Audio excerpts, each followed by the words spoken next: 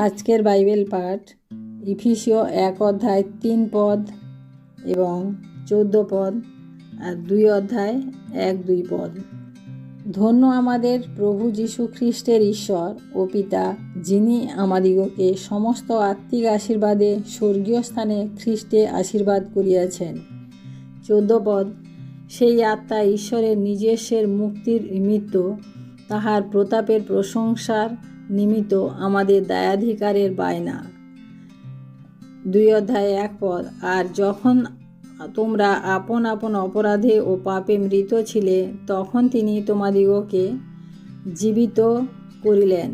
সেই সকলতে তোমরা পূর্বে চলিতে এই জগতের যুগ অনুসারে, আকাশের কর্তৃত্বাধিপতির অনুসারে, যে আত্মা এখন অবাধ্যতার সন্তানগণের মধ্যে কার্য করিতেছে, সেই আত্মার অধিপতির অনুসারে চলিতে।